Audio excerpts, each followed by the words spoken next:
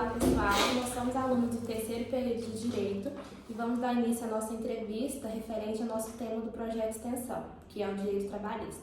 O nosso entrevistador será o Dr. Caio, da área trabalhista. Tudo bem? Como vão?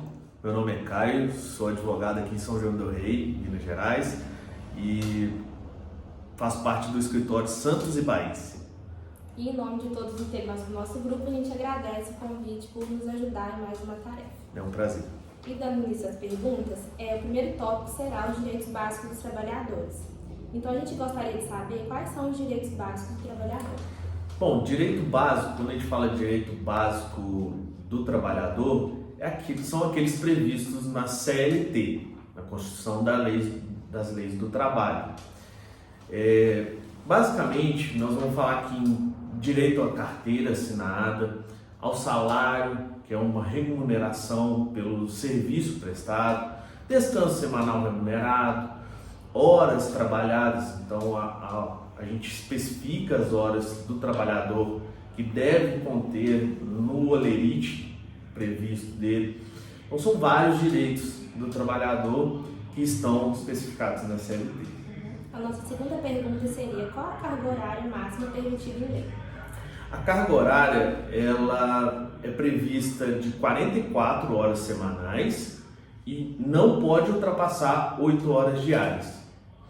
Então, ultrapassando esse limite previsto em lei, deve ser pagas as horas extras de acordo com o salário e a remuneração do trabalhador.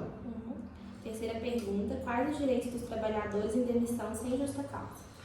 Pois é, em caso de demissão sem justa causa, ele vai ter o direito ao 13º proporcional, terço de férias proporcionais, além do aviso prévio e os direitos básicos, que é a remuneração daquele mês, né, corrente. Então são vários previstos aí na legislação também. E última pergunta referente a esse tema é: o que é o FGTS? FGTS é um depósito que o empregador deve fazer ao trabalhador. É como se fosse uma garantia para uma possível demissão injusta, no caso da demissão sem justa causa, que aí ele vai ter aquele depósito mensal de 8% do salário para, em caso de demissão, ele estar amparado legalmente. Agora nós gostaríamos de saber um pouco sobre o tema acordos trabalhistas. E a primeira pergunta é: quais os tipos de acordo trabalhista? Acordo trabalhista é aquele feito entre empregador e empregado. Ele pode ser extrajudicial ou judicial. A segunda pergunta seria: quais os requisitos para um acordo ser válido? Bom, acredito que o acordo, para ele ter validade, ele é um documento, né? Então ele tem que ter a previsão do Código Civil, que é ele ser expresso, né? Ele está relatado em um documento e assinado por ambas as partes, ou seja, empregador e empregado. O correto é que ambos tenham assistência de advogados distintos, né? E se for o caso, logicamente, que é uma das previsões legais, ser homologado judicialmente. E o que acontece se uma das partes não cumprir o acordo? Bom, provavelmente no próprio acordo vão ter previsões de multa, né? Mas se não tiver, ele vai ter que ser exigido judicialmente. Então vai ter uma execução judicial. E o que pode ser incluído em um acordo trabalhista? Acredito que as partes eles vão definir, né? Elas vão definir o que vai ser incluído. Então, pode prever condições de trabalho, se for durante o período de trabalho, ou em caso de rescisão, vai incluir os termos rescisórios. Às vezes, uma questão de hora extra, um pagamento de bônus, de salário, algumas coisas que fazem parte do próprio contrato de trabalho. Sobre o direito das gestantes, quais os direitos da gestante no ambiente de trabalho? Bom, a gestante ela tem uma estabilidade. A partir do momento que ela comunicou ao empregador o seu estado de gestante, né, a sua gestação, comunicou que está grávida, ela tem um período de estabilidade. Então, a partir do nascimento do bebê, ela vai ter estabilidade de 5 meses, ou seja, ela não pode ser mandada embora nesse período. Quais são as proteções oferecidas às gestantes em relação ao trabalho insalubre ou perigoso? Bom, a gestante ela não pode participar de atividade insalubre ou periculosa, ou seja, se a gestante ela tinha um cargo, antes da gestação ela tinha um cargo insalubre ou periculoso, ela precisa ser realocada. Terceira pergunta, como funciona a licença maternidade e qual a sua duração?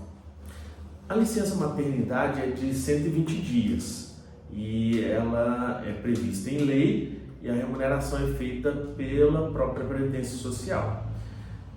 E aí, a partir do retorno da gestante ao trabalho, ela tem a estabilidade prevista em lei, que é de 5 meses. E podem haver outras condições, em regra é de 5 meses. E como a legislação vê estabilidade de emprego para gestante temporária ou em contrato de experiência? Bom, a gestante em contrato de experiência por tempo determinado, ela também tem a estabilidade. Então, se a gestante ela tem um contrato temporário, ela vai ter a estabilidade durante o período da gravidez, não muda nada na previsão legal.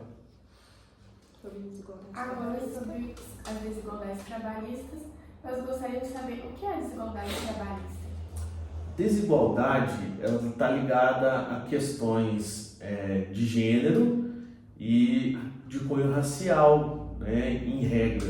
Mas acredito que há outras questões também que podem ser trabalhadas, que é questões políticas ou outras questões.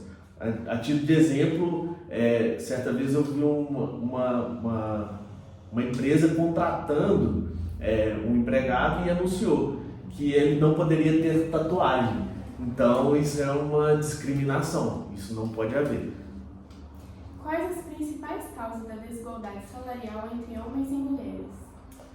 Acredito que seja mais em questão de gênero mesmo, né?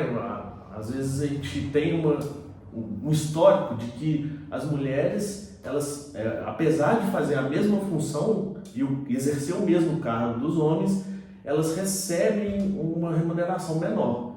Então isso é uma questão de desigualdade, né, de gênero. Então, isso não pode acontecer. Sabemos que a legislação já prevê punição para a empresa, né? Aliás, a própria mulher pode entrar com um requerimento judicial e pedir essa equiparação salarial. De que forma a educação influencia a desigualdade trabalhista? Acredito que a educação pode equiparar, né, a igualdade, né? Então, se houver um processo de educação lá de trás, com certeza a estabilidade, né, a remuneração, ela tem que ser exigida e equiparada, diminuindo essa questão de preconceito.